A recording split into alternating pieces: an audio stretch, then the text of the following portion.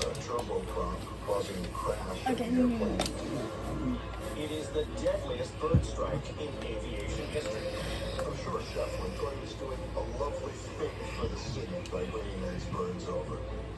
But the Climatization Society and Shefflin were not scientists. They didn't know what they were doing from an environmental point of view.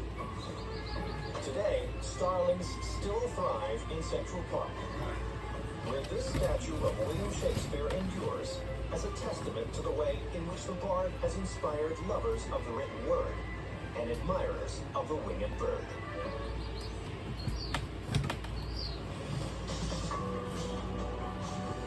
In the heart of Italy is the picturesque region of Tuscany, with its lush vineyards, enchanting piazzas, and Romanesque gems. The area brings in nearly 47 million visitors each year. But perhaps the most popular attraction here is a stunning example of medieval engineering gone wrong. It's 180 feet tall. It tilts almost 15 feet toward the south. And it has 6 levels of colonnades. Guys, we're playing the last mission in Chapter 2 in Red Dead Redemption 2 Story Mode as the best outlaw in the game. Best outlaw doing the man. And I hate Lenny now. He punched me. He punched me. I got him. The fate of Italy's national treasure depended on one.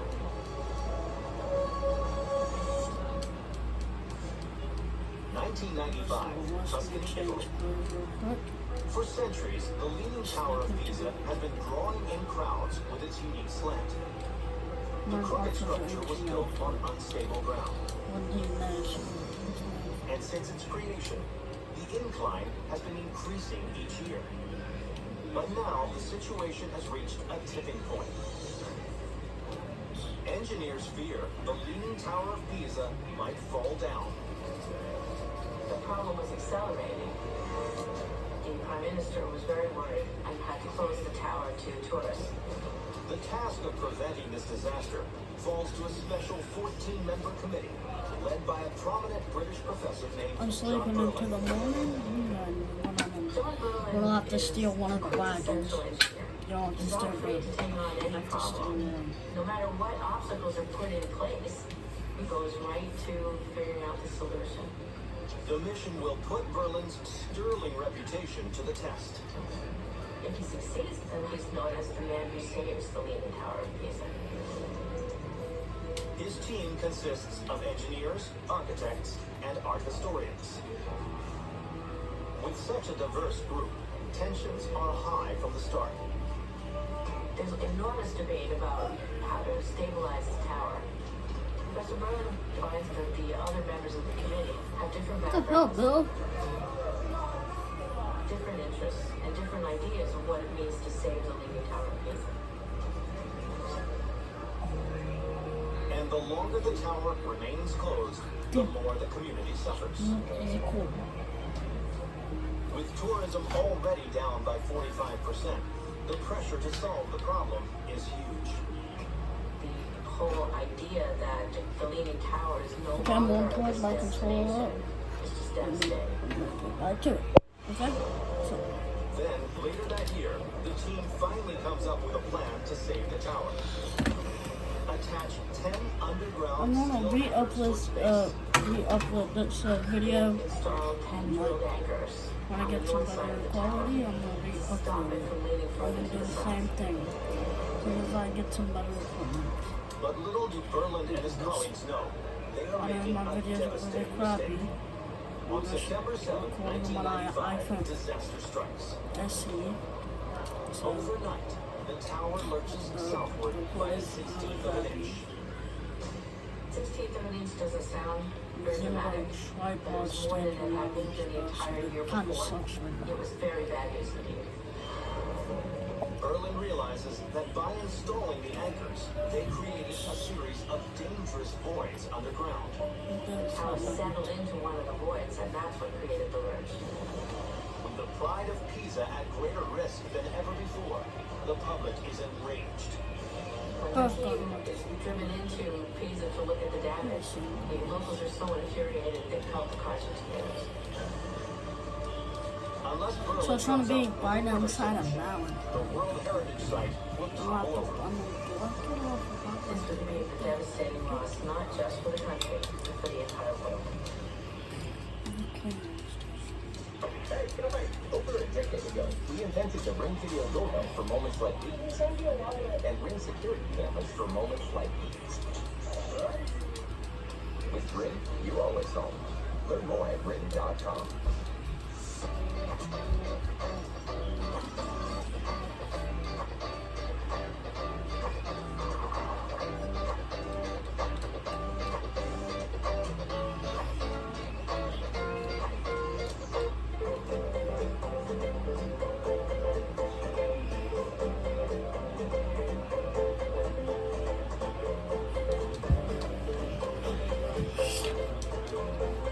I did post some sheets on my community, so if you want to get a few,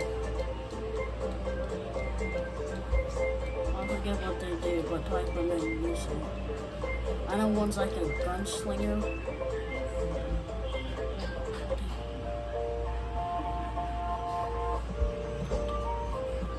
Damn it, Driscolls! Bitches! You damn Driscolls! Like, nobody likes you.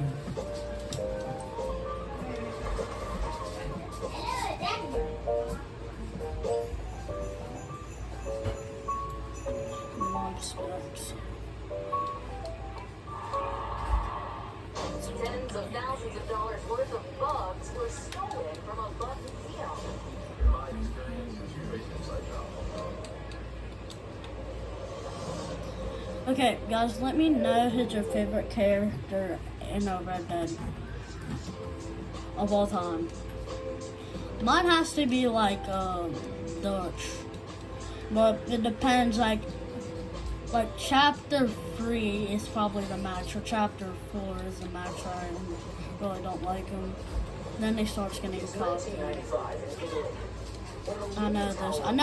I never finished the game. British engineer John This is my first ever playthrough. I've watched some videos. to try and save it. So, Recent solution spoilers. So if you don't want to hear the spoiler, just skip past this part. Okay? saved one of Italy's most cherished landmarks. I know this video is probably not gonna get that many views for After weeks of agonizing, this. You guys should try to get in a lot of views and a lot of likes. remove soil from under the tower. I can buy it myself from The new committee is equipment. stunned.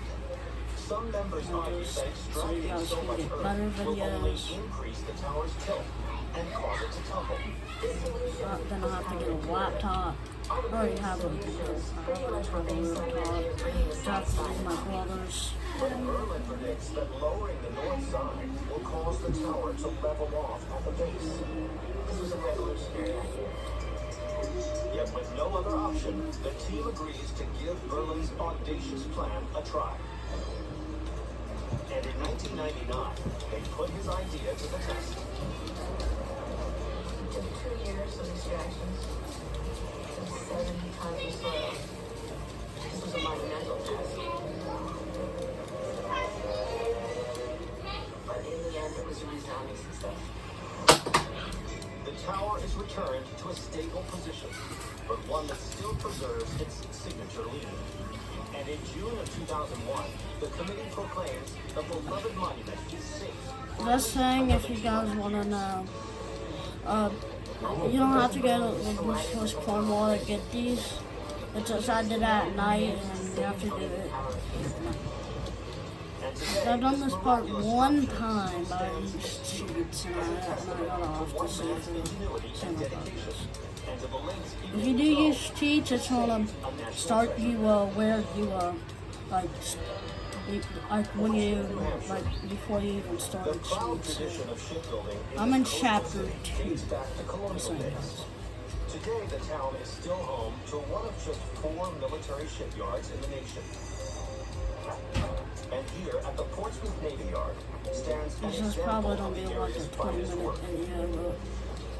It is gray. It is about 15 feet tall, 45 feet long, made of steel, and there are little tiny paintings along the side. If you guys, Is the USS if you guys really Squirrel's want to memorial. do something fun, It was constructed from the tower of a you basically don't be doing submarine this that in the, controlled when you Pacific. do the mission update. But as historian J. Dennis Robinson can attest, Just saying, if you do have an oil leak occurred much closer to home. with your thing, Because of this event, suddenly 59 lives were hanging in the balance. What happened was the Navy's worst nightmare.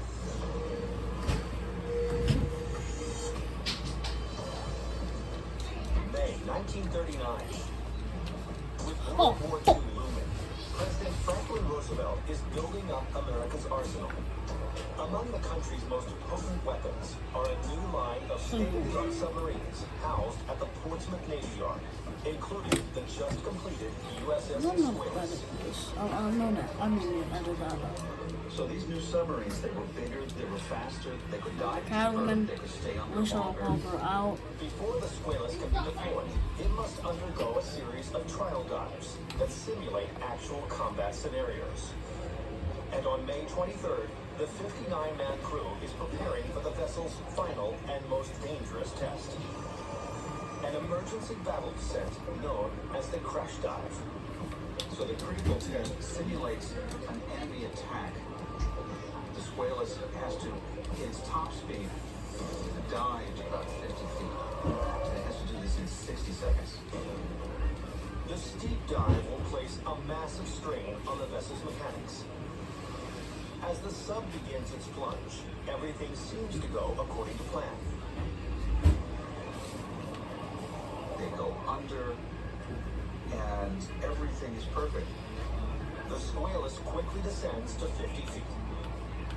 But as the craft starts to level off, the sailors in the control room receive alarming news from the stern. Call comes in from the engine room. It is flooded. The crew rushes to seal off the flooded stern from the rest of the vessel. Hey, we gotta throw that shit away from mama As getting the you. back half of the sub fills with water, the power cuts out. The Squalus sinks to the ocean floor. They rest in on the bottom hill. 240 feet below the surface. In the vessel's front compartments are 33 men who are still alive. The other 26 in the back are presumed dead. The stranded survivors release a 3-foot-tall distress buoy, their sole hope for a rescue. Tethered to the sub by a cable, the beacon floats to the surface. On it is a sign saying submarine sunk here. But until a passing ship spots the buoy, the crew will literally be holding their breath. With each exhalation, the men are adding toxic carbon dioxide to their limited air supply. They have maybe 2 days of oxygen, and the clock was ticking.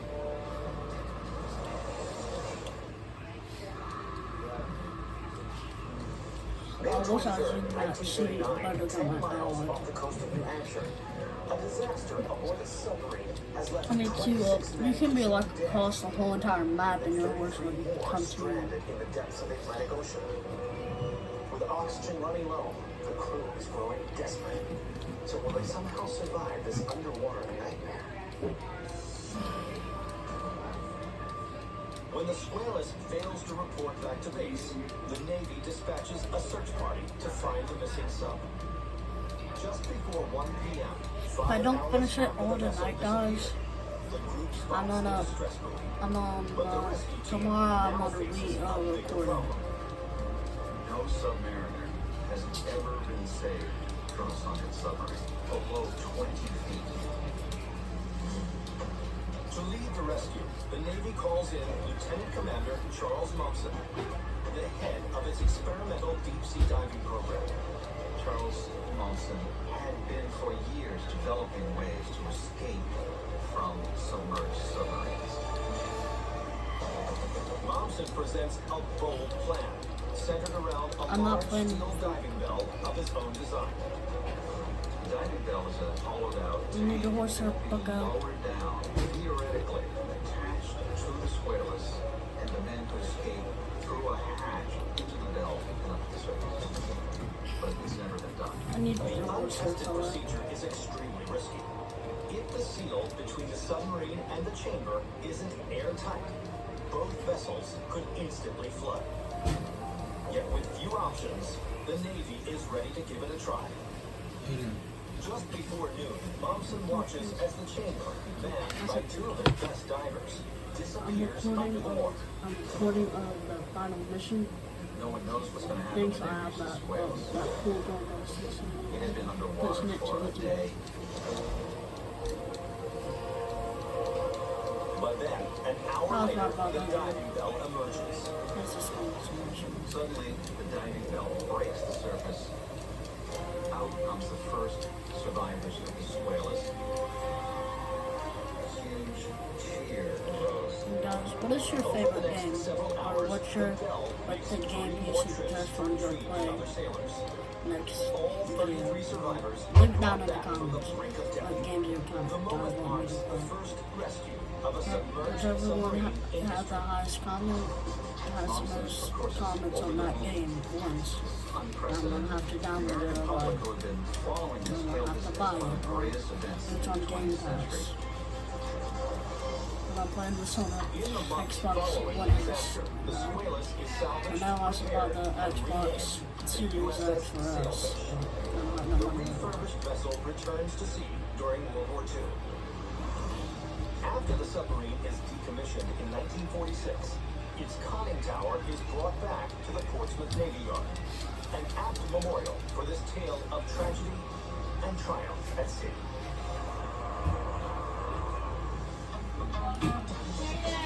Las Vegas, Nevada. With over 75 casinos, it's no wonder that the city's gaming industry generates over $6 billion a year. And on the southern tip of the famed Vegas Strip stands a monument that embodies the town's allure. It's about You want to 25 think about a feet mouse tall, game? about 20 feet wide, made out of metal and plastic. It has lights around the edges that are solar powered. On the front it reads, "Welcome to fabulous Las Vegas." This iconic sign greets thousands of hopeful guests to the gambling capital of the world every day. But according to retired gaming agent James Floyd Edwards, there's one visitor who, in his quest for fortune, cheated his way to riches. I appreciate if you guys did. This man was behind one of the longest running scams and schemes in the history of Las Vegas. Let me talk to 1990, Las Vegas. John Marston. 40-year-old Bill. Oklahoma native Tommy Carmichael has moved to Your Sin butthole. City to chase Especially the a lucrative Kieran. new profession. Tommy Carmichael is the television repairman. His Kieran business just was took a struggling, bullet so from he me. decided to take a career in slot machine cheating. Yeah, I kind of talked to Dutch, kind of back talked to Dutch, so now we kind of get to. Machines are designed to thwart fake coins and other known cheating devices. But Carmichael has a I think unique it's chapter talent. Because of his background as a television repairman, Tommy was a good tinkerer. He understood mechanics, so he decided to create a device that would cheat the version of a slot machine. He begins by purchasing one of the latest slot machines and carefully taking it apart. Only by understanding its complex inner workings can he develop a tool sophisticated enough to use the machine. It's a difficult task, but I don't think Tommy Carmichael's the kind of guy that would just give up. He wanted to beat the house. The cunning technician finally identifies a weak spot, the counter that tracks the number of coins being paid out. He realizes that by triggering a switch, he can trick the counter into spewing out a mountain of money. Day after day, Carmichael perfects the gadget he dubs the monkey paw, the small tool capable of sneaking through the machine to hoodwink the payout switch.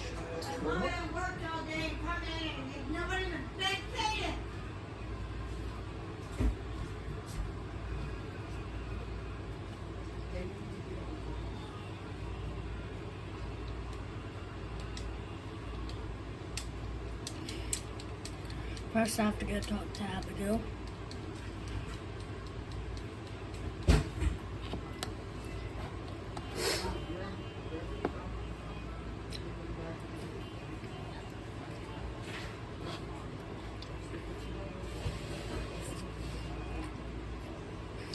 Yeah, well.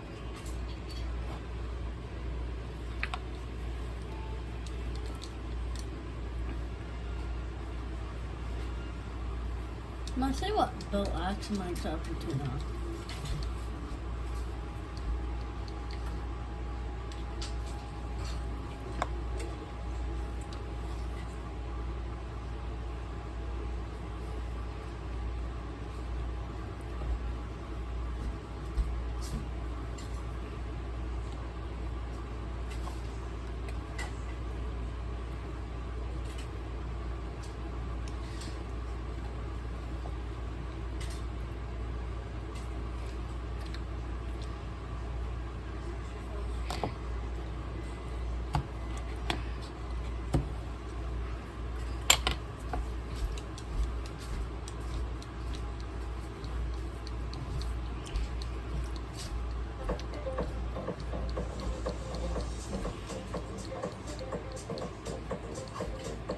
I did put cheap on my keyboard.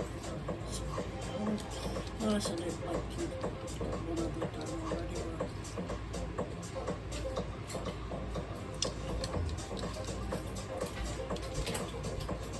Worry about Jack.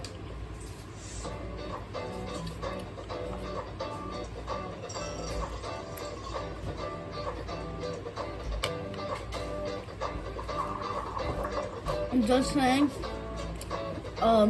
Jack is, I thought, Jack was a Dutch's kid, but no. Jack probably know that, but. And if you guys are wondering, I mean, I know he's John's. I knew that for a long time. I love you.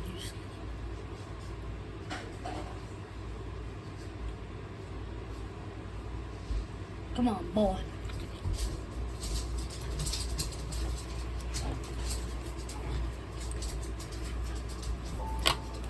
I said, you got better.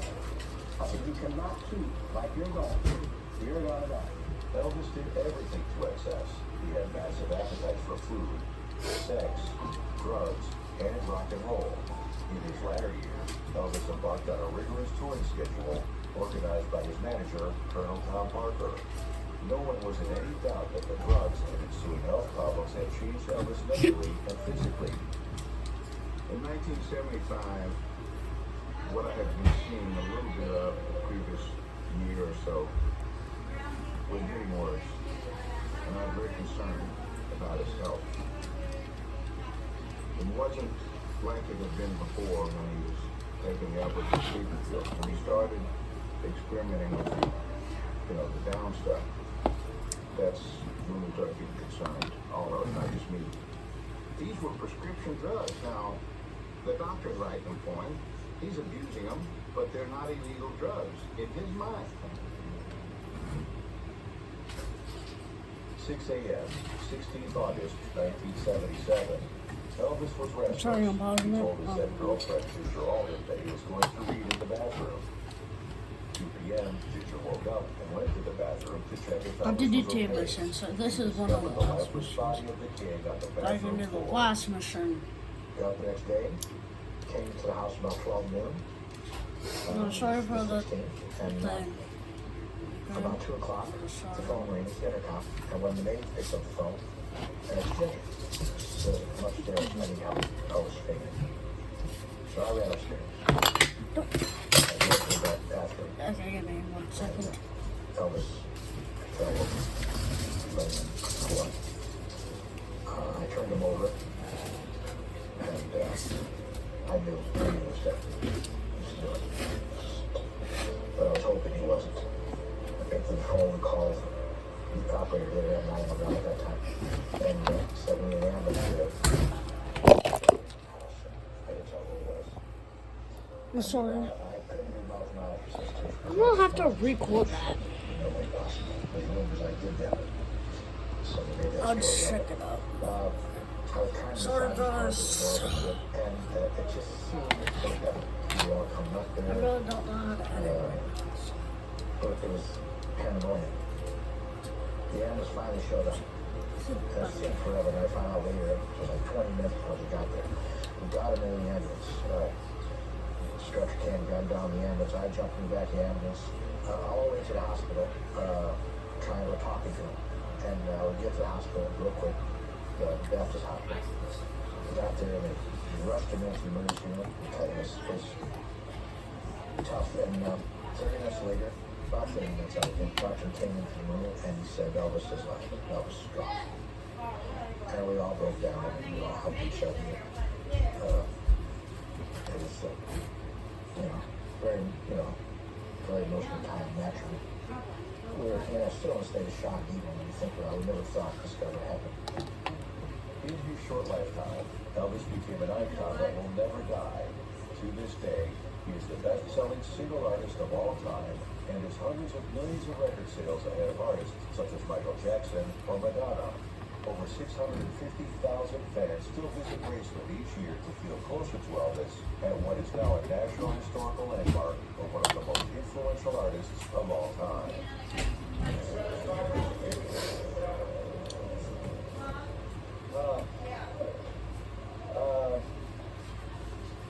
Well, the image is one thing, and human being is another. Former Beatle John Lennon was shot witnessing him in front of his apartment building on his Prince is dead. His illness. It's the most favorite scene.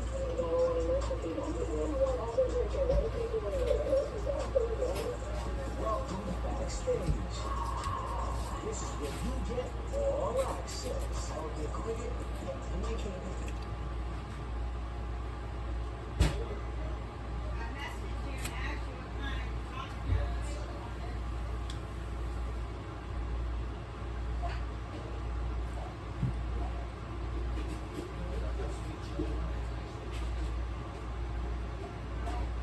At Valley Forge, and he asked God for help. I think this is where Jack, I think this is where Jack Quaker named Isaac Potts, and he's the one who says, I saw him, I was behind a tree, I saw the commander-in-chief, and he's kneeling in prayer. Washington certainly would have prayed at Valley Forge because it was terrible. It was desperate. I think he took the situation very seriously and hoped that Providence might improve it. There are also reports that Washington only prayed at Valley Forge, but also had a divine encounter. A soldier named Anthony Sherman claimed to witness Washington saying that he received confirmation that his prayers had indeed been heard. The report was that at Valley Forge, that Washington said to an officer that he had seen a vision of an angel talking to him.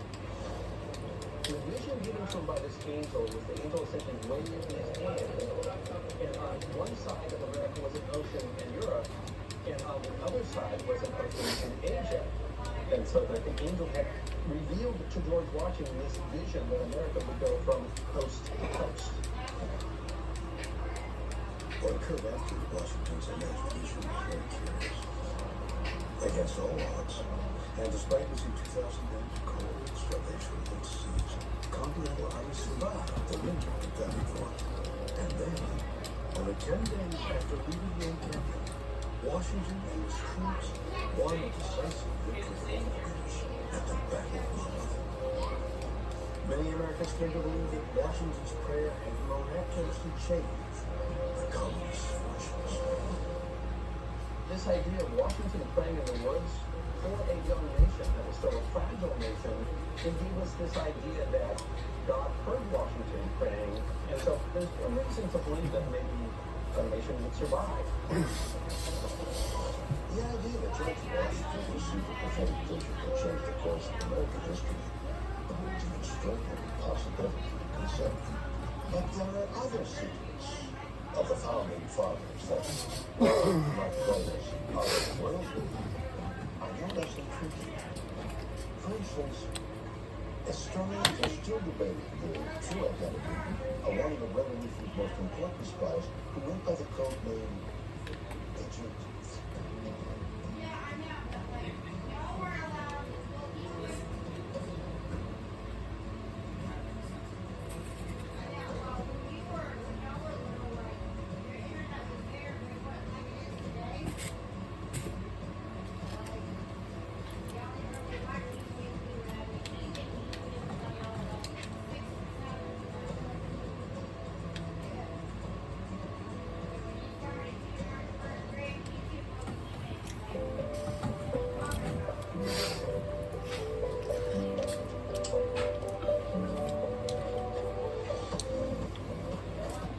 I'm sorry, it's only been longer than I expected.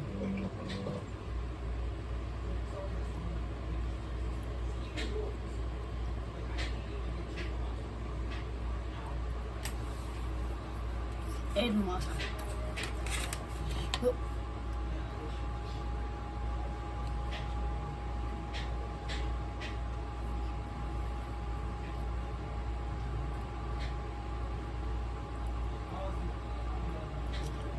Put it out.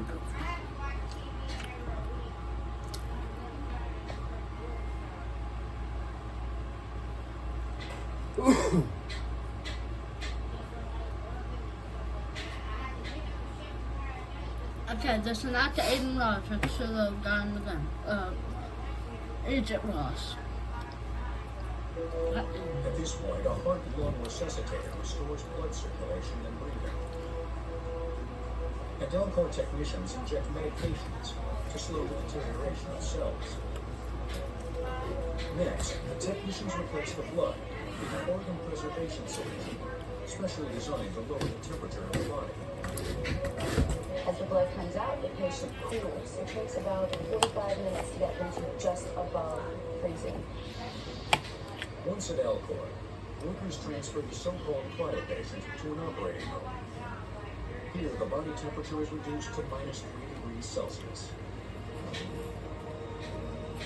So what we've done here is built an enclosure where we circulate nitrogen vapor using a computer-controlled system to maintain the -30 degrees.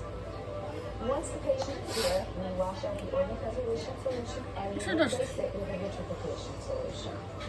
This solution will draw out about 60% of the water in the body. Alcor uses this vitrification solution because outside experiments have shown that it reduces ice formation within the body that would crush and damage cells.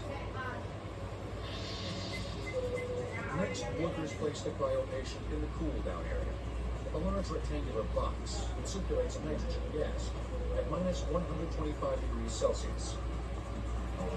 After 3 hours, the cryo patient vitrifies or reaches a stable ice-free state.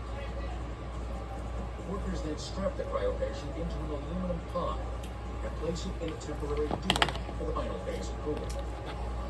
The last stage, the one that takes a long, long time, is the reduction in the patient's temperature under controlled circumstances, 1 degree an hour, all the way to liquid nitrogen, which is -196 Celsius.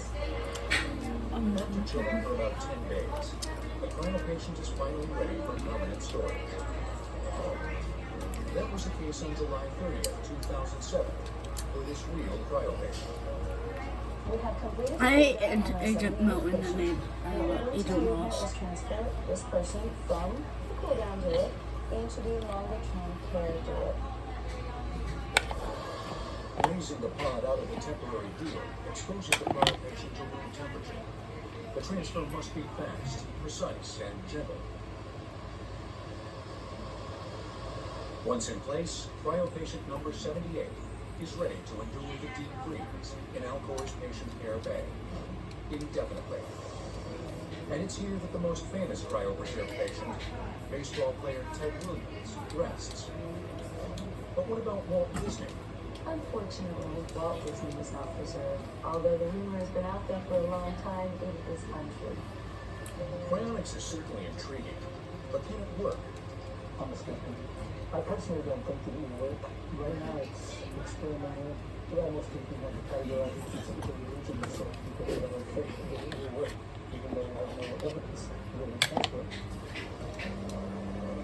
But the Alcor faithful believe future medicine may enable repair and regeneration of damaged tissues, decades or even centuries in future. The current hope for our patients is medical nanotechnology, advanced technology that go into the body and repair it on a cell-by-cell basis. There are hundreds of labs around the world working towards that. Should I make my character look like Dutch or Arthur? Developed. Until then, the plan is for these cryo patients to hang in the cold, icy grip. And only time will tell if this frosty experiment, like so many others in the world of extreme cold, will lead one dreamed of success. Liftoff of Space Shuttle Endeavour. He turns cattle into grade A cuts, dishes up meat, and dispenses good advice. He's a familiar face and part of an army of mass processors. Sometimes he even makes house calls. He's the butcher. Now, on Modern Marvel's Essentials.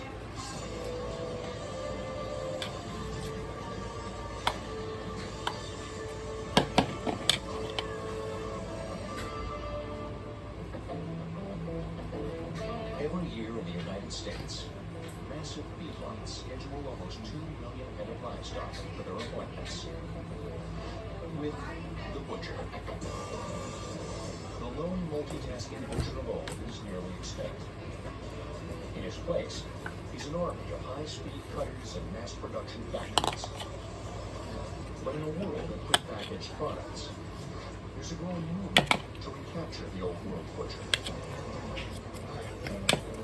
At Huntington Meats in Los Angeles, the skills of the traditional butcher are still in demand. This is the boneless chuck roast. I'm going to trim it and split it here. You can get whatever you like. Long slit back here is basically Dutch's hair to such as Dutch's hair's on. Compete with other supermarkets.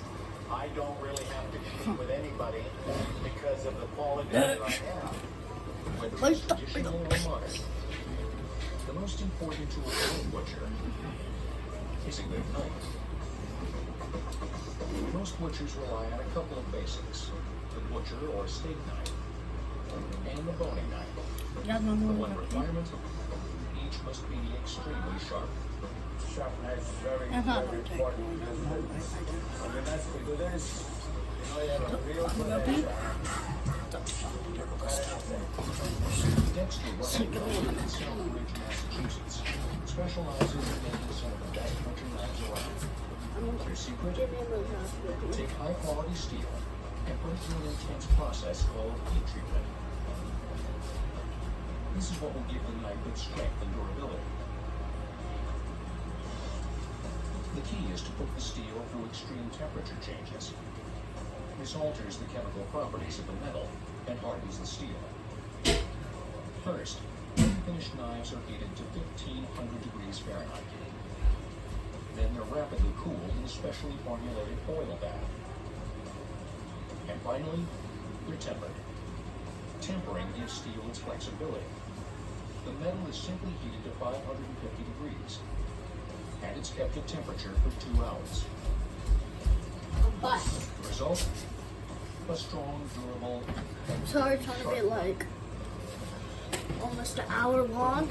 Just even the best butchers know that it's gone. The first thing that happens are these little teeth, or as we call them in the factory, feathers, bend to the left or the right side of the cutting edge. In that case, you use a butcher steel, and you go through a process of hand steeling your blade, where you draw the knife blade along a hardened steel rod. And what happens is that these little feathers are realigned. In addition to knives, the classic image of a butcher also includes this icon. let me raise my chair up. They use the steak knife. I know I'm doing a lot of extra stuff, but And they use the cleaver to cut off the bone. But 20th century technology made the cleaver almost obsolete. The cleaver was used much more because they probably didn't have any bend saw. The electric bandsaw was a welcome addition to the butcher's arsenal. Easy slices through muscle and bone, making the butcher's job a bit easier. Sure, The tools have been updated. The importance of the job has remained unchanged since the days of colonial America. Steel butcher shops were big shops around the Butchering was done on a very local basis because there's no refrigeration. And also because the sort of mass factory system had not yet been put in place. Most cities had major stockyards or markets where local butchers would buy the livestock and then take them off and slaughter them, and then it would be served fresh. But this neighborly version of butchering was destined to change. In the late 19th century, a growing population meant huge demands for meat. Large stockyards were built for auctioning cattle, and they expanded across the Midwest, in places like Cincinnati and Kansas City. But it was the railroads that ultimately regained Chicago, Illinois, the meatpacking capital of America. By 1860-61, Chicago took the title from Cincinnati and became the pork butcher of the world. Oh, here's my horse Endless from pens and cattle runs encompassed more than a square mile of land on Chicago's south side. To process the multitude of meat cows and hogs arriving by train, large packing houses were erected, some of them as tall as 8 stories. The original packing houses were driven by gravity. That is, livestock would be taken to the tops of buildings. There they'd be slaughtered, and then the bodies would be carried down on a inclined plane to the various departments until they ended up in the lower basements and the showrooms. In Chicago's famous packing houses, the butcher's job became fragmented. He became part of a massive disassembly line. Well, the butcher, of course, became one of 200 men. The original job of the butcher was to slaughter and dress the beef. These were very skilled men. But if you were going to make money in slaughtering large numbers of animals, you cut the jobs down so that unskilled workers at the turn of the century were getting about 14 cents an hour. The men who were very skilled were getting about 50 cents.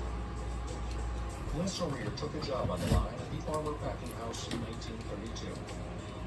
And here's the squeal of the hogs, and the heat That's of the it. day, and the The animals. people that like Michael that's watching this video, A great noise. Mike isn't right in the story. But there's this inevitable movement. You can tell when you in chapter 2, if Never stops, never skip stops, this part never if you stops. don't 10 want. or 12 There's hour spoilers, days are not but uncommon at all. there's a mission in chapter 2 where you have to Miss your cut, because break that will Micah stop the out of line. jail, And there's hell to pay and you if can tell he's a rat stop the then. line. In Because the whole entire town is 1906, strawberry. author Upton Sinclair published a novel called The Jungle. He hoped to draw attention to the miserable working conditions of the packing houses. I have a picture But the book had a of very different Arthur. impact. I used There's to see it 13, sometime. maybe 15 pages But, of meat processing in the book. He looked like he had tuberculosis, this is earlier in this in chapter 2, Because it hit the right after this, This before is this what I mission. think, this kind of stuff, and he's talking about men falling If you to guys massive want to do bars this and one, fingers being chopped off and going out as hash. The resulting outcry helped bring about the Meat Inspection Act of 1906, as well as the Pure Food and Drug Act. Both passed within months of the book's publication, and they dramatically changed the meatpacking industry. one time I see you not drunk. The newly formed United States Drug Administration. All carcasses were subject to post-mortem inspection, and cleanliness standards were established for all phases of the job. More than a century later, those standards remain. But the meatpacking industry has evolved into a highly automated process. It's also a highly economical process, using almost every part of the animal. And like it or not, some of the strangest parts go on to become classic American.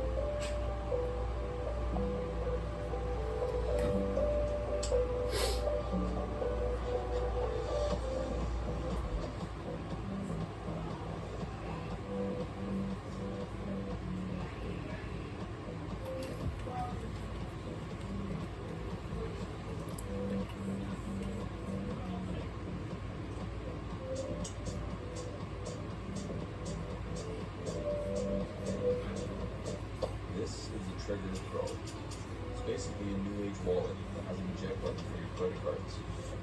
Its design is small, secure, and smart. Wrapped in carbon fiber, this wallet is super light yet unbreakable. And it's hyper-slim too. For some reason I can't help but feel that this accident that he got into across the front of the car is karma. Get yours at Coming back to them skyborn.com. too. What happened this morning, it probably happened